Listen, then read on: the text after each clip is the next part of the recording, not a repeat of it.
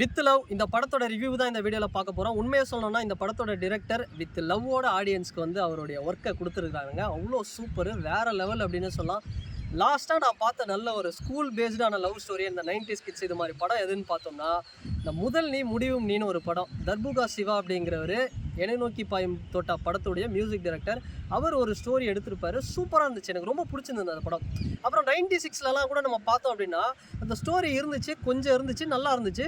But அதுக்கப்புறம் அந்த படங்கள் இப்போ யூத்தெல்லாம் கூட சூப்பராக இருக்குன்னு சொல்கிறாங்க. நான் வந்து பார்க்கலாம். ஆனால் வித்தில் உண்மையாகவே சொல்லணும் அப்படின்னா செம்ம படங்க, வேறு லெவலில் ஒரு படத்தோட.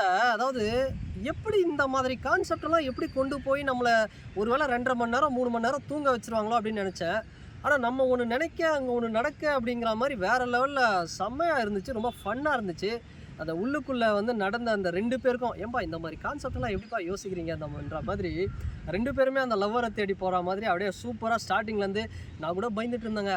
என்னடா இது தனுஷ் அவருடைய 3 படம் மாதிரியே போயிட்டுருக்கே அப்படிங்கிற மாதிரிலாம் ஒன்று இருந்துச்சு. சரி அதையே ரீக்ரியேட் பண்ணி வச்சுருக்காங்களோ அப்படின்லாம் யோசித்தேன். அப்புறம் படம் மூவ் ஆக ஆக ஆக அந்த அவினாஷ் ஜீவிந்தா அவருடைய ஆக்டிங், அந்த ஹீரோ, நம்ம டூரிஸ்ட் ஃபேமிலி படத்தோட டிரெக்டரு அவரே இறங்கி பண்ணியிருக்கிறாரு. எப்படி லவ் டுடேல பிரதீப் ரங்கநாதன் ஃபஸ்ட்டு படம் வந்து டிரெக்ஷன் பண்ணிவிட்டு அப்புறம் வந்து ஒரு டிராகன் படத்தில் ஹீரோவாக வந்தாரோ அந்த மாதிரி இவர் பண்ணார். அந்த அந்த ஹீரோயின் அவங்கள வந்து செம்மையாக பண்ணியிருக்கிறாங்க. அவங்கள பார்க்கும்போது இவங்களை எங்கேயோ பார்த்துருக்கேன் அப்படிங்கிற ஃபீல் தான் வருது. அந்தளவுக்கு வந்து ஒரு மலையாளம் ஆக்ட்ரஸ் போல். அவங்க பேசுகிறதே அனஸ்வராங்கிறது அவங்க பேர். மலையாளம் ஆக்ட்ரஸ் சூப்பராக நடிச்சிருக்காங்க. அவங்களும் அவங்க பேசுகிற அந்த மலையாளம் கலந்த தமிழ் அதுவும் வந்து அழகாக இருக்குது. அவங்க 2 பேருக்குள்ளே நடக்கிறது. இதில் என்னென்னா, நான் இந்த படம் வந்து ஒரு லவ் ஸ்டோரி அப்படிங்கிறத தாண்டி ரொம்ப ஒரு மாரல் வேல்யூஸ் அப்படிங்கிறது இந்த படத்தில் இருக்குது. இந்த சரவணன், நம்ம சித்தப்பு இருக்கிறார்ல பருத்திவீரன், அவர் வந்து ஒரு வாத்தியாராக வருவார். அவரோட ரோல்லாம் வந்து உண்மையாகவே சூப்பராக இருந்துச்சுங்க. ஒரு இடத்துல வந்து அந்த ஹார்ட் டச்சிங் சொல்லுவாங்கள்ல, அந்த மாதிரி வந்து சூப்பராக இருந்துச்சு அவருடைய ரோலெல்லாம். கிட்டத்தட்ட வந்து அந்த ஸ்டூடெண்ட்ஸ்க்கும் அவருக்கும் நடந்த அந்த சண்டை கிளாஷு, இவங்க ஒரு விதத்தில் அவங்களோட லவ் ஸ்டோரியை சொல்ல, இந்த அவர் ஒரு பக்கம் இவரோட லவ் ஸ்டோரியை சொல்ல, 2 பேருமே வந்து அவ்வளோ அழகாக வந்து அவங்களுக்கு இருந்த க்ரஷ் அதெல்லாம் வந்து கொண்டு போய் செகண்ட் ஹாஃபில் கூட ஒரு இடத்துல ஒரு சாங் வருது. அந்த அவள் வருவாளா அப்படின்னு நேருக்கு நேர் படத்தில் நம்ம சூர்யா சாரோட சாங்கு. அந்த சாங்கெல்லாம் வந்து நான் ஃபீல் பண்ணுறேங்க, ஏன்டா இந்த படத்தை நம்ம தியேட்டரில் பார்க்கல அப்படிங்கிற மாதிரி. அந்த அளவுக்கு வந்து வீட்டில் பார்க்கும்போதே சரியான ஒரு ஃபீல் கொடுத்தது அந்த சாங்கு. அந்த லிரிக்ஸ்க்கும் அதில் நடக்கிற அந்த சீனோட சீக்வன்ஸ்க்கும் அப்படியே வந்து கனெக்ட் ஆச்சு. நான் கூட நிறைய எதிர்பார்த்தேங்க.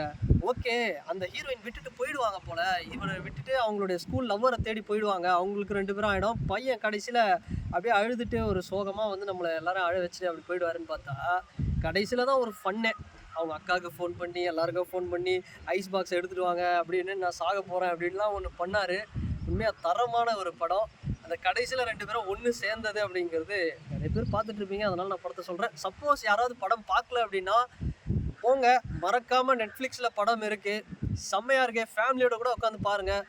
எந்த ஒரு வல்காரிட்டியும் எதுவும் கிடையாது. படம் அவ்வளோ நீட்டாக இருக்குது. உள்ளுக்குள்ளே வரக்கூடிய அந்த கேரக்டர்ஸ், ரைட்டிங்ஸ் ரொம்ப முக்கியம். குறிப்பாக நம்ம சசிகுமார் சார் ஒரு சீன் வருவார் அந்த டூரிஸ்ட் ஃபேமிலி படத்தில். அந்த கமலேஷ் அந்த பையன் இருப்பாருங்களே, அவர் அந்த அப்பாவாகவே சசிகுமார் சார் ஒரு சீனில் வருவார், ஒரு கேமியோ மாதிரி. சூப்பராக இருந்துச்சு அந்த சீன்லாம்.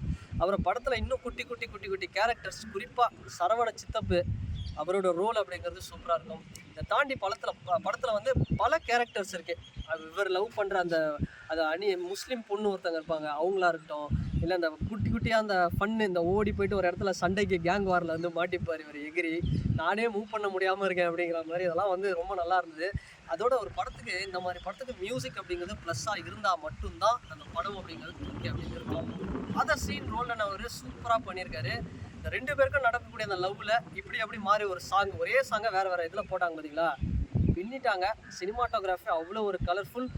ரொம்ப ரொம்ப நாள் கழித்து, ரொம்ப வருஷங்கள் கழித்து நான் ஒரு நல்ல படம் பார்த்த ஒரு ஃபீல் எனக்கு இந்த வித் லவ் படத்தில் கண்டிப்பாக கிடச்சிதுங்க. அதை மறுக்கவே முடியாது. ஸோ அதுதான் நான் ஓப்பனிங்கில் சொல்லிட்டேன். வித் லவ்வோட ஒரு டிரெக்டர் தன்னோட அந்த சினிமா, தமிழ் சினிமா ரசிகராக இருக்கட்டும், இல்லை எந்த சினிமா, இந்திய சினிமா ரசிகராக இருக்கட்டும், எல்லாருக்குமே ஒரு வித் லவ்வோட கொடுத்த ஒரு படைப்பு தான் இந்த வித் லவ் அப்படிங்கிறது. ஸோ மறக்காமல் இந்த படத்தை பாருங்கள். நீங்கள் யாராவது பார்த்துருப்பீங்க. ஸோ நான் தான் லேட்டு. ஸோ அதனால் நீங்கள் மறக்காமல் இந்த கமெண்ட் செக்ஷனில் உங்களுடைய கருத்துக்களை பதிவிடுங்க. அண்ட் வேறு ஒரு வீடியோவில் வேறு ஒரு கான்டென்ட்டில் நான் உங்களை பார்க்குறேன். பாய்.